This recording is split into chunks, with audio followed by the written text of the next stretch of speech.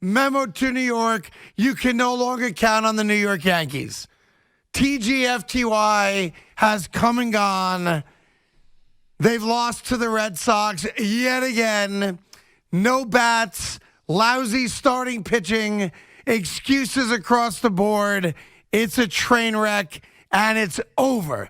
Good afternoon, Evan. How are you today, kid? Hi, how are you? Oh, I'm doing just fantastic. Yeah, great. How are you? What do you mean, how are you? I'm fantastic. I'm super. I apologize. I got a lot of tweets saying it was my fault. I brought Met bad luck juju First off, to I'm going to Fenway stop you Park. right there. By the way, we all believe in good juju and good luck and black magic and all that stuff. And I bought into it. I got the hat. The hat was 5-0 at one point. Listen, Evan Roberts is not responsible for the Yankees losing. Craig Carton is not responsible for the Yankees losing. All right? Nothing. The person responsible for the Yankees losing, and you go in any order you want, starts with Garrett Cole. And that's that. Now, if you want to go from Garrett Cole to a lineup that produced 2 runs, go there next. That's fine. If after that you want to go to the architect of this franchise, go to Brian Cashman, that's fine. Go there next. It doesn't matter. The notion, as according to what Aaron Boone said after the game, that the league has caught up to the Yankees. And I know he's searching for words, and he's asked the question. He's doing his best to answer the question after a brutal loss on the road. They caught up to this franchise a decade ago. Yeah. Look, Craig, I'm not going to waste our time. I'm not going to waste your time. We are a smart people here in New York. We're not going to waste our time dissecting how stupid that comment is, because it's stupid. So we all know that. We all know how ridiculous it is. So I don't know if it was Aaron just looking for something to say, but we all know the ridiculousness of it. I think when your season ends in one game, you're not only going to look, Craig, at what happened last night specifically, but you're going to look at what happened all year. And there's a common theme all year, and that is this team didn't hit, period. 4 through 9 last night was an embarrassment. Yeah. If I had to pick one guy, it's funny, and I totally get you picking Garrett Cole, rightfully so. Garrett was terrible. We'll bash him all day, too. But the guy that for some reason jumps out at me, bro, is Joey Gallo. Because Joey Gallo did nothing since he got here, and I am convinced a part of Phil Nevin's decision to be super aggressive in the 6th inning was knowing, look what I got coming up. Joey Gallo was abysmal since the moment he got here. You probably stuck with him next year. He hit about 150 as a Yankee. And so, look, you can pick Garrett Cole. I can pick Joey Gallo. We can take guys and gals who say it's Aaron Boone, it's Gleyber Torres. We can all pick a person. But from beginning to end, Craig, the biggest problem with the New York Yankees is that they didn't hit enough, period. Well, listen, the whole thing sucked, and it's exactly the way we didn't want it to happen. You know, the 2-run home run in the first, chasing, then it's 3-0 after the Schwarber home run. I know everybody's killing Phil Nevin. I happen to agree with you. Played out the other way. 1st and 3rd, Joey Gallo's up. And I forget who it was post-game last night. It may have been Jeff Passan, actually, who did a good job putting the stat out there. I think it was him. It may have been someone else. That in 2,400 plate appearances, Joey Gallo has 2 sac flies. Yeah, it's funny. Bro, he had 1 sacrifice fly until about 3 weeks ago. He had one as a Yankee, so it's just kind of like this weird Joey Gallo factoid that he doesn't get sac flies. But you're right on. Like, think about this. So Giancarlo Stanton hits a ball that I was tracking from where I was sitting, and I knew it was never high enough. That ball in the first inning that went off the monster, I know a few other people were fooled, TV announcers, radio announcers, whatever.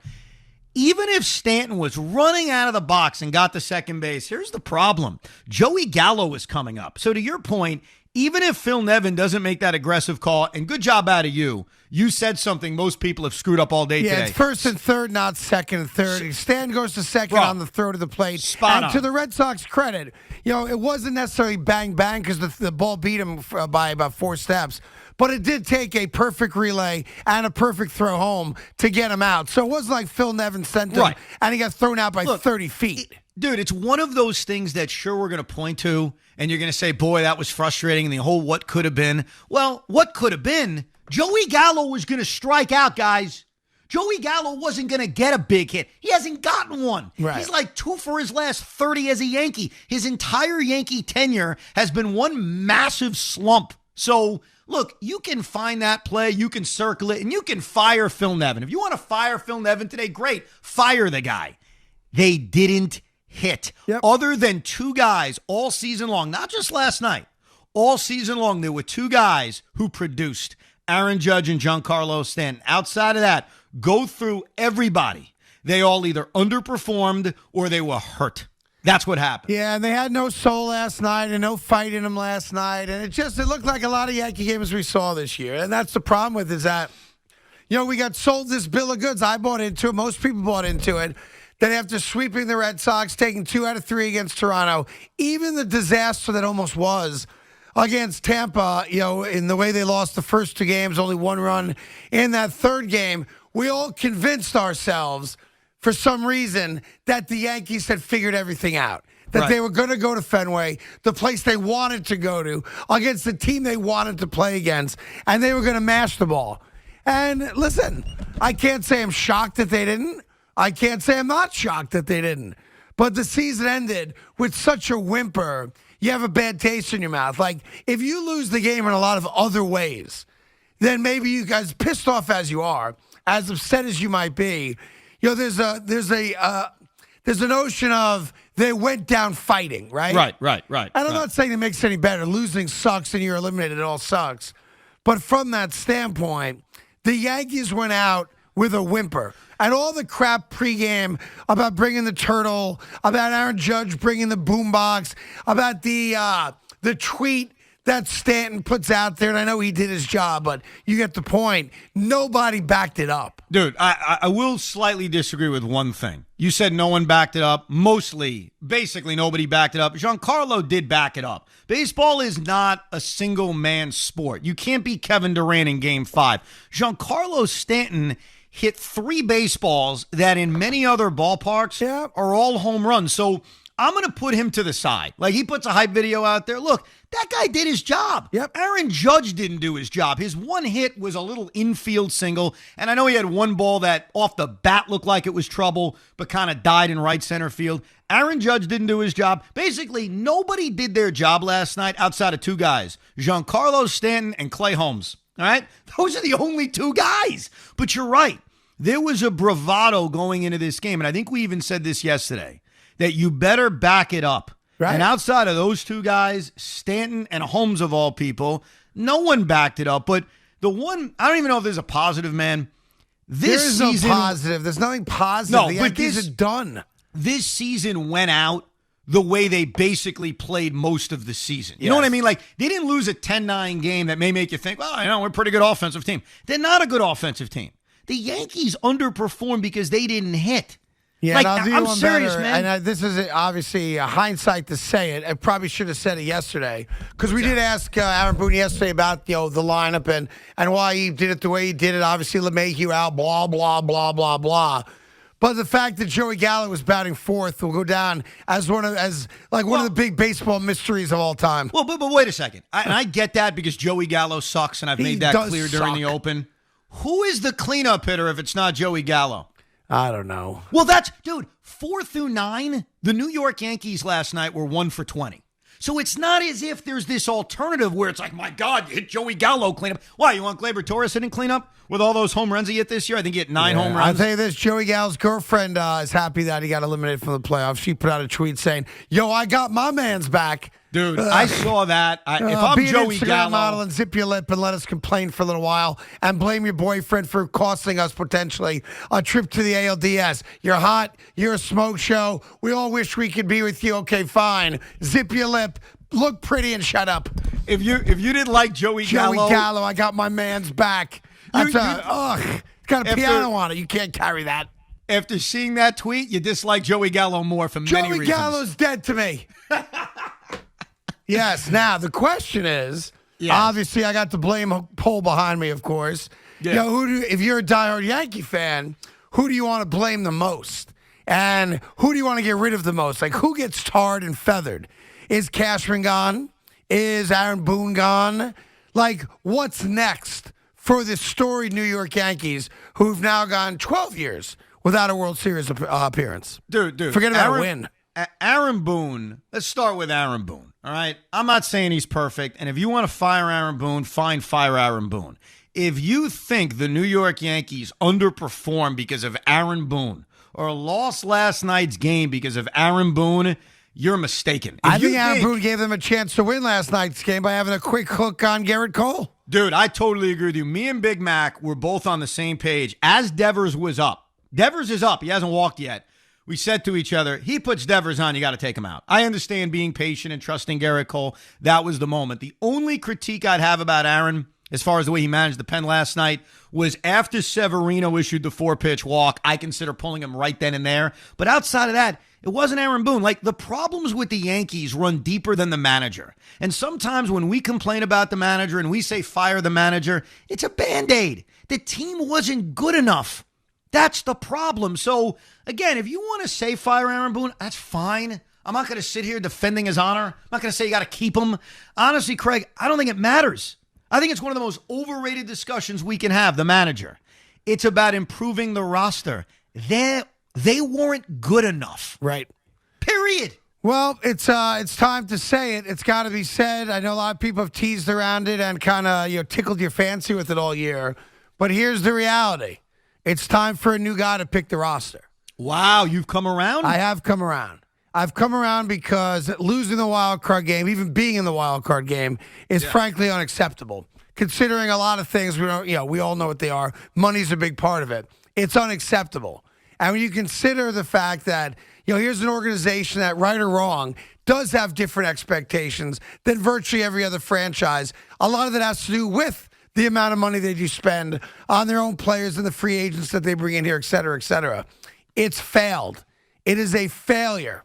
And he had a great run. He's a Hall of Fame executive. No one's going to say that. Maybe he goes somewhere else and finds some postseason glory, rebuilding another franchise. But I hate to say it. I get no joy in saying it. The New York Yankees, if they want to do anything right by the fan base, and I'm sure that they do, like all franchises do, forget about Aaron Boone, forget about any of the other stuff that we can nitpick, and I'm sure we will for the next 5 hours. It's time to pick a new guy who decides who gets to wear the pinstripes. And that's that. Yeah. Brian Cashman has now GM'd his last game for the New York Yankees. And here's the problem. Yeah. If they don't relieve Brian Cashman of his duties, then they lose the fan base. I'm not saying people won't buy tickets. I don't mean in that regard. They lose the belief the fan base has in the future of the Yankees. Yeah. We're still going to buy our tickets. We're going to buy all the merchandise, and we should because we're fans. Right. But if you don't let the fan base know that a 12-year run without a single appearance in a World Series, losing the wild card on the field of your hated rival, and recognizing that the lineup you've put out there is just not good enough, then you have a real big problem on your hands. Yeah, here's the thing, and I thought a lot about this last night. I had a long discussion about this with Big Mac. Everything you just said is right. All right? Now you like the discussion because the first thing I said is everything you said was right. But there's a problem. There's a big, big problem, and you haven't brought it up yet. It's very easy to fire a guy. Yeah. Very easy to remove a guy. And I think we can sit here for 5 hours and both of us can make compelling cases why someone new should pick the roster. I've already got the answer to your question. The question is who? What are you going to do if you fire him? Yeah. Well, the guy that said no to the Mets this morning Dude, is available. He's not. Come on. Theo Epstein. Come on. Craig. Writes his ticket right to Cooperstown by taking the Red Sox, the Cubs, and now the Yankees back to the World Series. Dude, you are right that if Theo Epstein would take the job, yes, I would do it.